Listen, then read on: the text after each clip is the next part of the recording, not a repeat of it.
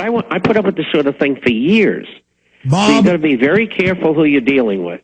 Bob, I learned this 14 years ago when I would warn militia people or catch fake militias lying about me that the Fed-run militias, when you warn other militias, they attack you, and you're not supposed to warn militias about infiltration.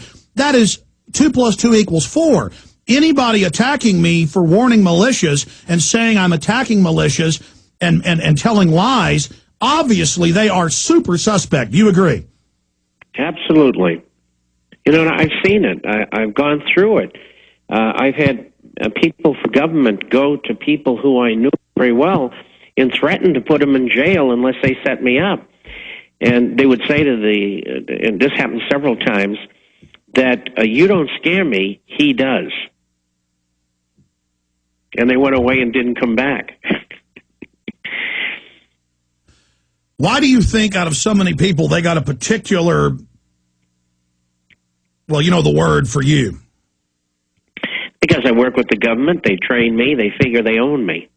That's the psychological profile of these people. How dare he go off and tell people the truth about what we're doing?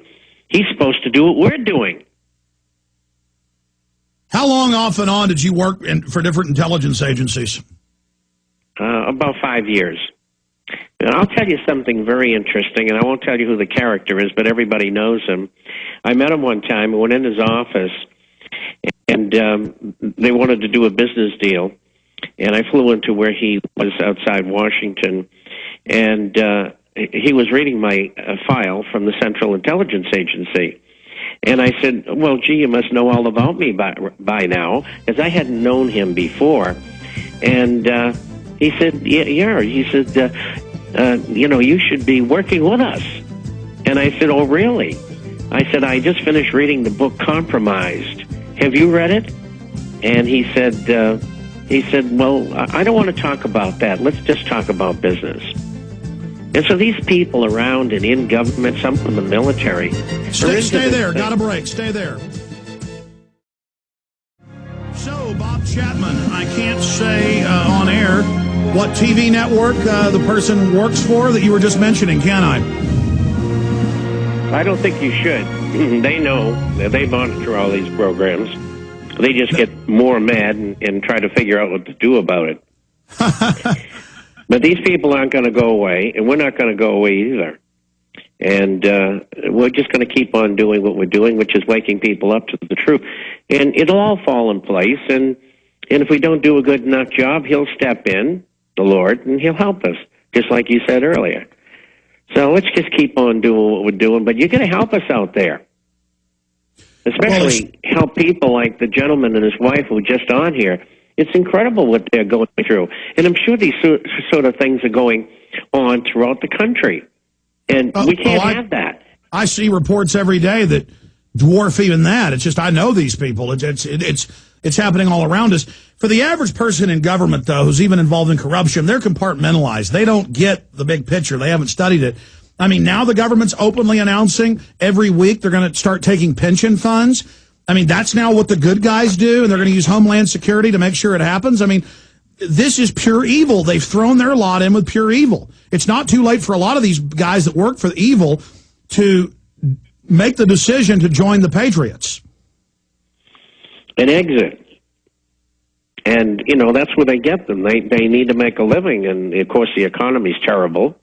And if you leave your post, where are you going to work? They're not even hiring garbage collectors.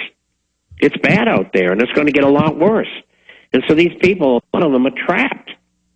They say, well, I don't want to do that. Well, if you don't, you're out of here. You're just like the policeman. They say, look, you're going to write 40 tickets a month. And that's the end of it. If you don't, you know, you're going to either be demoted or we're going to replace you. And then they lie about it and say there aren't quotas, but now they admit there's quotas. Finally, after, 100 years? Some states are really dreadful. And I got a letter today from someone who lived in New Jersey, and he says, it's incredible. I mean, they need to raise revenue so badly that it doesn't matter whether you break the law infractions. They're going to pull you over anyway. because they need the money. Well, that's what Robin Hood went through, and that's what all of our ancestors, regardless of what color you are, where you came from, this is the old fight. You get corrupt government, it gets filled with criminals, they start robbing everybody, and there's no doubt we've got a really bad brand of tyranny taking over the West. But the people are waking up. Dr. Frederick Whitehurst thinks things are better now than they were a decade ago. We just now know things are bad, so it seems like it's worse. He thinks the tide is starting to turn. Do you agree? Don't know. I hope he's right, but I never do things on hope.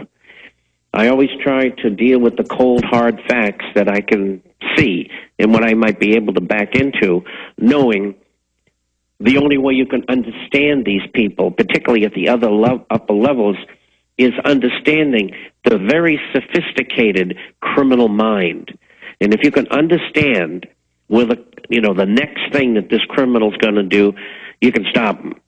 And we know what they're going to do, the invisible government. Right there. You've got it right there in the DVD. That's what we're going to get out to people so they can better understand what they're dealing with. People in $4,000 suits running around robbing the world. Do you agree that they're going to stage events very, very soon to be blamed on the Tea Party? Yes, and it just won't be the Tea Party. It'll be all over the place. And they don't have to be major events. They can be small ones. They want to keep people's minds in turmoil. That's why they create these wars. People don't worry about economics and finance if they think their three boys who are over in Afghanistan, Iraq, and, say, Haiti are going to get killed tomorrow morning. They're more concerned about that, and that's why they have these wars. Of course, they want to get rid of people, too.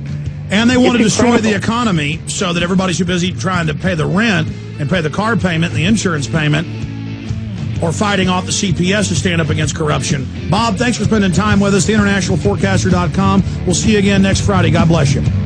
You got it. Thank you all for listening.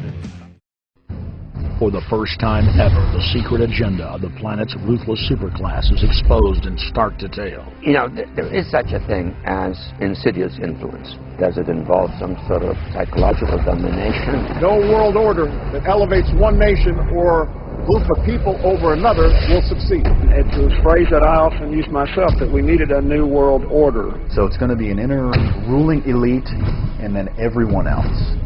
And I got news for you. You're everyone else. The whole concept of New World Order, it really says that the state is God.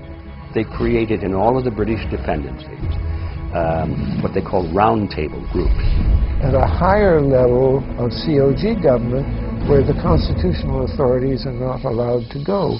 The New World Order really is a tool for addressing a new world of possibilities. The people running this country are determined to destroy it.